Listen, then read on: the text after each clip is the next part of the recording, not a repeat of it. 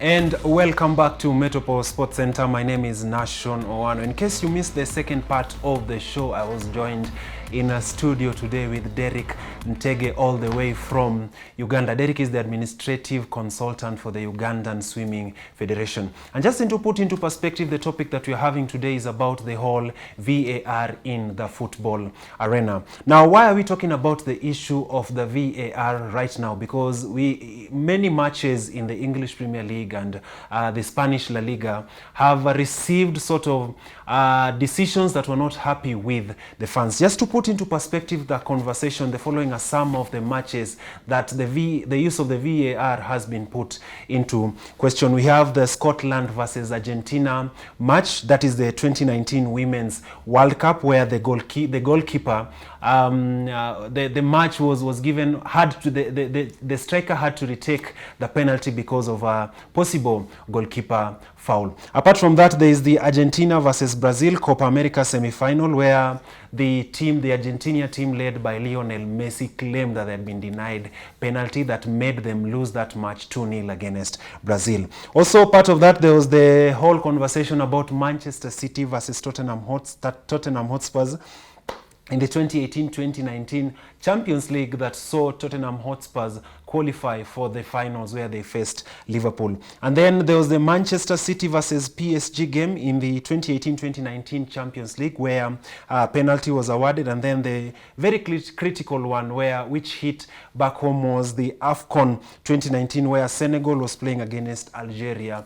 And Senegal claimed a possible penalty that was denied by the referee that saw them lose the AFCON Cup to the Algerian side. Now, as I mentioned, joining me in studio today is Derek Ntege, all the way from Uganda. Derek did his master's thesis on the use or the effectiveness of the VAR in the respective football leagues. Now, Derek, welcome back to the show. Now, I think the key thing that people will want to understand from your study is, based on the research that you did, what are some of the conclusions that you probably came up with after the whole research?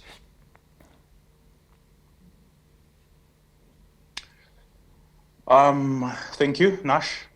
One is that the fans, at least those back at home, need to be put in the know of what the discussion, the conversation between the center, the referee, and the VAR, because all we see him is just touch the earpiece and there's a conversation going on between the two parties. So the fans back at home would like to know what exactly are they talking about, and then this ticks the box of transparency. If this happens, if fans back at home on our TV sets, we're getting to know the conversation that's going on between the two. There's a lot more transparency going on, the discussion that's happening between the VAR and the referee. So it puts the question of, how should I term this, of any foul play to bed. It rests the case. Okay. Probably in the whole of that, because you understand football is all about the fans, the referee, the players.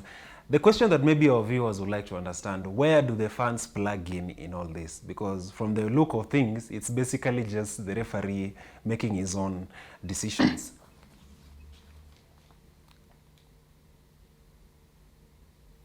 Would you say that again, please?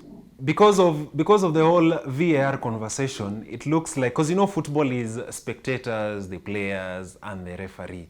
Maybe for the fans, would like to understand, do they plug in any part of all that discussion with relation to how the use of the VAR has been in the leagues? No, they don't. And here's the reason: because sport and football in particular is something based on emotion. So you'd imagine if you'd plug in the fans in the heat of the moment, what would happen? Definitely they're going to have a huge call in regard to the decision the referee has made. Because again, part of my research showed that referees quaking their boots when it comes to when there are certain arenas. You see at Anfield, you know what Anfield is like on a European night, at the Camp Nou, at the Santiago Bernabeu. The weight is heavy on their shoulders because of the fans, the players themselves, and the pitch. Just the mere fact that you're in front of 60,000, 80,000, 70,000. There's a lot of pressure. So when he goes over to the pitch side monitor to review the incident, this can tilt the decision to go in favor of the bigger team's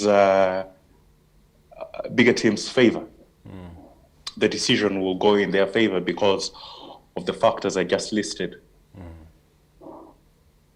Okay. Finally, as we complete this whole conversation, maybe you could give us your recommendation based on the people that you spoke to with the relation to the VAR conversation.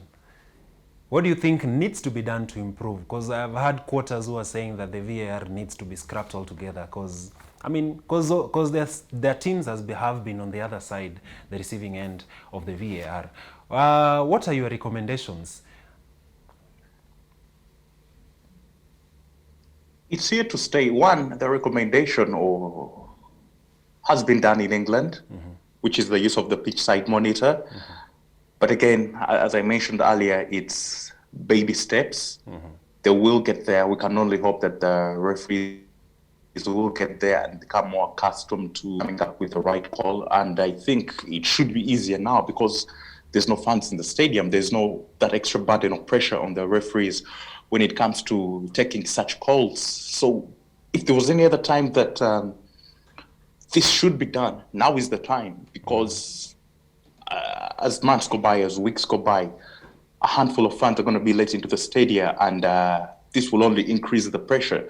So it's better that they rectify this issue sooner rather than later. And the other one, I would believe, the other recommendation I would believe would be the suspension of referees who get certain calls wrong, because you cannot cost somebody 3 points or a point or last minute goal and expect to get away with it. I mean, this could be costly during the course of the season. There's an old football adage that says that things even up during the course of the season. But we shouldn't wait for that point and roll back the month and say that, hey, United got away with one in January, so it's payback time. The technology has been put in place to iron out all these issues. VR should stay. We shouldn't scrap it to reduce on the controversy. As I speak, there's more questions, there's more controversy, but it's baby steps and we shall get there. Okay.